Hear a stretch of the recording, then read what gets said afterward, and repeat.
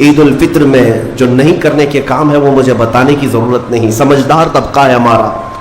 آج شام تک ایک بات طے کر کے رکھ لینا، کیونکہ کل رات کو ہی شیطان آیا ہے چھوٹ کر کے قید سے، اور وہ اپنے پورے فورس کے ساتھ چاہتا ہے کہ تمہیں کسی نہ کسی طرح سے ان راستوں سے لے کر گناہوں کے اڈوں پر لے جاؤ۔ رمضان یہ اللہ کا فضل ہی تو تھا، تمہیں کھلا پلا رہا ہے یہ اللہ کی رحمت ہی تو تھی، تمہیں صحت اور تندرستی دیا یہ اس کی رحمت ہی تھی، تو یہ فضل اور یہ رحمت ہے۔ لیکن سب سے بڑی رحمت جب تمہارے پاس آئے تو خوشیاں مناؤ۔ قرآن کہتا ہے سب سے بڑی رحمت کیا ہے؟ وَمَا أَرْسَلْنَاكَ إِلَّا رَحْمَةً لِّلْعَالَمِينَ، محبوب ہم نے آپ کو سارے جہانوں کی رحمت بنا کر بھیجا ہے۔ پتہ یہ چلا کہ کائنات کی سب سے بڑی رحمت مصطفیٰ کریم کی ذات پاک ہے، اور جب وہ آئے تو سب سے بڑی خوشی کا دن ہوتا ہے۔ اسی لیے کہا ہے کہ دونوں عیدوں سے افضل ہے عید میلاد رسول، چاہے عید الفطر ہو یا بقرعید ہو، عید الاضحیٰ ہو، یہ دونوں عیدوں سے افضل ہے عید میلاد رسول۔ اس کی وجہ یہ ہے کہ ہمیں نہ عید الفطر معلوم ہوتی نہ عید الاضحیٰ معلوم ہوتی، یہ سب معلوم ہوئی ہیں اگر تو آمنہ کے لال کے صدقے میں معلوم ہے۔ ہاں ہمیں رمضان پتہ چلا ہے، عید پتہ چلی ہے، تو کس کی بدولت؟ اگر مصطفیٰ کریم صلی اللہ علیہ وسلم نہ آتے نہ بتاتے تو کون سے رمضان کا تصور تھا، کون سی عید پتہ چلتی؟ اسی لیے حاصل کلام تو یہ ہے میرے عزیزو، وہ جو نہ تھے تو کچھ نہ تھا، وہ جو نہ ہو تو کچھ نہ ہو، جان ہے وہ جہان کی اور جان ہے تو جہان ہے۔ آج عید اگر منانا بھی ہے تو میں یہ ضرور کہوں گا کہ آج عید پڑھنے کے بعد، نماز پڑھنے کے بعد سب سے پہلا کام جو آپ کرتے ہیں وہ کیا ہے؟ سب سے پہلا کام آپ یہ کرتے ہیں اپنے ماں باپ، اپنے رشتہ داروں سے ملاقات، اور گھر جلدی بھاگ کر کے جاتے ہیں کہ اپنے بڑوں سے ملاقات کرنا ہے۔ آج مصافحہ معانقہ کا دن ہے، آپ کو اپنے ماں باپ جس قدر یاد رہتے ہیں میرے عزیزو، اس رسول کو آج ہرگز فراموش نہ کرو جو اپنے رات کی تنہائیوں میں تمہیں امتی امتی کہہ کر یاد کیا کرتے تھے۔ آج ان کا دن ہے، آج اس رسول پاک کا دن ہے۔ سورج کے ڈوبنے سے پہلے پہلے تک کثرت سے میرے آقا کی بارگاہ میں بیٹھ کر درود بھیجو اور عرض کرو کہ آقا آج میری خوشی کا دن ہے، میں اپنے ماں، اپنے باپ، اپنے بھائی، اپنے بہن، سب سے زیادہ اگر دنیا میں کسی سے پیار کرتا ہوں تو وہ آپ کی ذات مبارکہ ہے۔ رسول پاک صلی اللہ تعالیٰ علیہ وسلم کو یاد کرنا آج کی عید کے دن کا ایک بہت ہی بڑا حصہ ہے مومنوں۔ باقی میں دوسروں کے بارے میں نہیں کہہ سکتا جن لوگوں نے آج کی عید کو جوا کا اڈا بنا لیا ہو، شراب پینے کا ذریعہ بنا لیا ہو، سینما تھیٹر پہ جا کر کے عیش کرنے کا ذریعہ سمجھا ہو۔ میں سمجھتا ہوں کہ ان کے اندر روح اسلام نہیں آئی۔ اگر اسلام کی روح ہوتی، اگر ایمان ان کے قلب میں بشاشت پیدا کر چکا ہوتا تو ہرگز وہ ایسی جگہ قدم بھی نہیں رکھتے۔ اے میرے عزیزوں، آج مصطفیٰ کریم صلی اللہ علیہ وسلم کے سچے غلام بن کر کے دکھانے کا بھی دن ہے۔ آج دنیا تمہیں دیکھ رہی ہے، آج پوری دنیا دیکھ بھی رہی ہے اور ڈر بھی رہی ہے کہ یہ باہر نکلے ہیں آج کیا ہونے والا ہے۔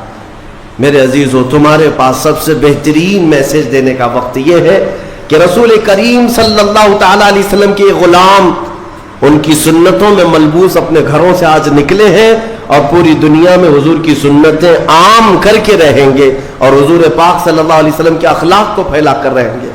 آج تمہارے ذریعے سے حضور اکرم صلی اللہ علیہ وسلم کے اخلاق عام ہونی چاہیے۔ نان مسلم ہو، غیر مسلم ہو، کوئی بھی اگر اس کے ساتھ تمہارے مدد کا جذبہ آیا، کم سے کم اس کے دل میں یہ خیال تو آئے گا کہ یہ نوجوان کیوں میرے ساتھ اچھائی کر رہا ہے۔ اس وقت تم یہ بتا سکتے ہو یہ میرا اپنا عمل نہیں، یہ میرے آقا کا عمل ہے۔ نبی پاک صلی اللہ تعالیٰ علیہ وسلم آج کے دن غریبوں کو نہیں بھولتے، یتیموں کو فراموش نہیں کرتے۔ حضور پاک صلی اللہ تعالیٰ علیہ وسلم آج ان یتیموں، بیواؤں، سب کے گھروں کا خیال تک رکھتے تھے۔ عزیزان گرامی وقار، آج عید کے ان لمحات میں یقیناً رمضان المبارک گزر جانے کے بعد خوشیوں کا دن ضرور ہوتا ہے، لیکن ساتھ ہی آج ہمیں قلق بھی ہے، غم بھی ہے ہمارے ان بھائیوں کا جو آج عید منانے کے لیے یا تو ہمارے ساتھ نہیں ہیں، ناحق جیلوں میں بند ہیں، کچھ بے قصور قیدی ہیں، اور بہت سارے وہ لوگ ہیں جن کے ہاں اسباب کی کمی ہے اور کوئی عید نہیں ہے ان کے ہاں. وہ فلسطین کا علاقہ ہو کہ شام ہو کہ یمن ہو کہ عراق ہو، ان کے ہاں کوئی عید نہیں. وہ کھلے میدانوں میں آج بھی ایک ایک روٹی اور بوٹی کے لیے ترس رہے ہوں گے. آج اس درد کے ساتھ ہم عید کے لیے حاضر ہیں اور بارگاہ مولا میں یہ عرض ضرور کریں گے کہ مولا، جہاں تو ہمیں نرم لقمے کھلا رہا ہے، حضور کی اس غریب امت پر بھی رحم فرما دے. ایک میرا ہی رحمت میں دعویٰ نہیں، شاہ کی ساری امت پہ لاکھوں سلام. آج عید کے دن جو کام کرنے کے ہیں، میرے مصطفیٰ کریم صلی اللہ علیہ وسلم کو راضی کرنے کا دن ہے. آج کے دن حضور فرماتے ہیں اللہ تعالیٰ کو سب سے زیادہ پسندیدہ جو عمل ہے، سب سے زیادہ پسندیدہ وہ دو ہے. دو عمل اللہ کو بہت پسند ہے آج کے دن. فرمایا میرے آقا صلی اللہ علیہ وسلم وہ دو عمل کیا ہے؟ حضور فرماتے ہیں پہلی چیز یہ ہے کہ اللہ رب العزت کی بڑائی بیان کرنا. اللہ اکبر اللہ اکبر اللہ اکبر لا الہ الا اللہ اللہ اکبر اللہ اکبر وللہ الحمد. یہ اللہ رب العزت کی بڑائی، تکبیر، اللہ سب سے بڑا ہے. یہ تکبیر بیان کرنا پہلا عمل اللہ کو سب سے زیادہ پسند ہے. دوسرا عمل استغفار. استغفر اللہ استغفر اللہ استغفر اللہ استغفر اللہ ربی من کل ذنب واتوب الیہ. دو عمل آج کے دن اللہ بہت پسند فرماتا ہے. ایک اس کی بڑائی بیان کرنا تکبیر، اور دوسرے استغفار. اور فرمایا کہ جب اپنے گھروں سے نکلو تو تکبیر کہتے ہوئے نکلو. کتنے لوگ ایسے ہیں جو تکبیر پڑھتے ہوئے آئے؟ بہت کم لوگ ہیں، سب اپنے اپنے دھن میں چلے جا رہے ہیں. یہاں تک کہ فرمایا اس تکبیر کا اہمیت کا اندازہ اس سے لگاؤ، آنے کے وقت جس راستے سے آئے تھے عید کے لیے، جانے کے وقت دوسرے راستے سے جاؤ. واجب نہیں ہے، لیکن اس کی حکمت کیا ہے؟ ایک راستے سے آنا اور دوسرے راستے سے جانا سنت. فرمایا گیا کہ جب تم ایک راستے سے تکبیر پڑھتے ہوئے آتے ہو تو اس راستے پر موجود جتنے مکان، پتھر، درخت ہیں وہ سب تمہاری تکبیر کی گواہی دیں گے.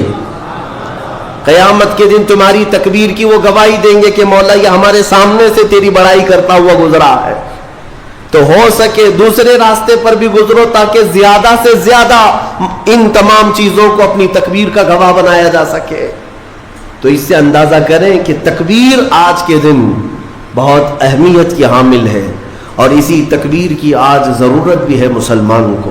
اقبال نے بہت اچھے انداز میں کہا تھا، کفر دم توڑ دے گا ٹوٹی ہوئی شمشیر کے ساتھ، گر تم نکل آ جاؤ ایک بار نعرے تکبیر کے ساتھ.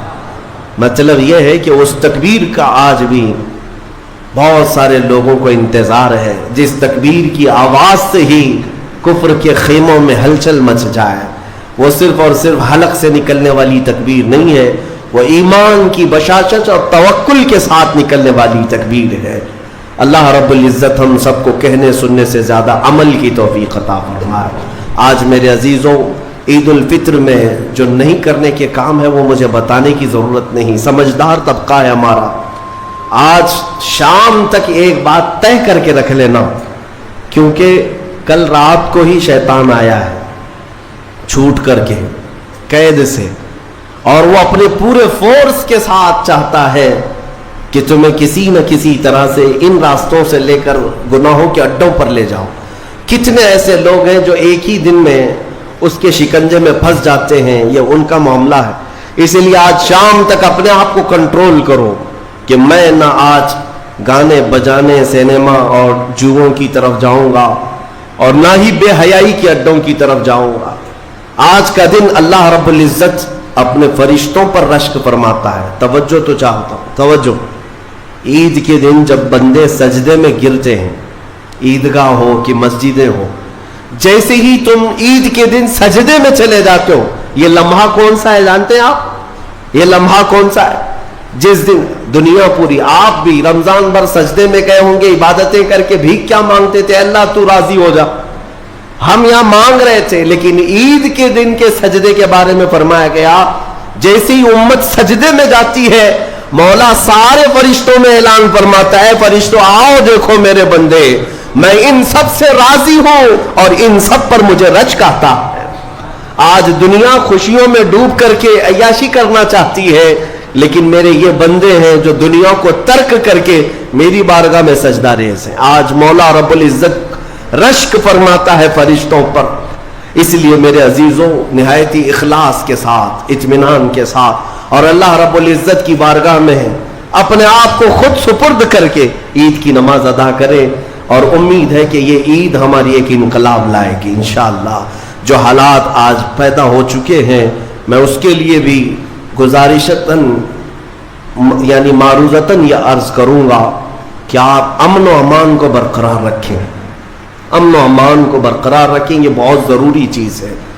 मुझे अफसोस है यहाँ के भी हालात और पूरे हिंदुस्तान के भी हालात जिस तरह से अपनाए जा रहे हैं। यहूदियों की एक बड़ी साजिश थी खिलाफत उस्मानिया के ज़माने में।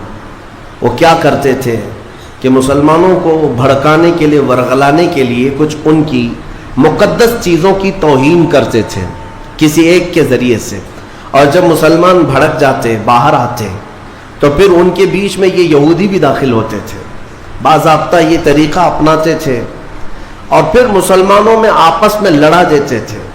उसके बाद वहाँ से खिलाफत के ख़िलाफ़ ऐलानात भी करते थे, उसमें यहूदी दाखिल होते थे।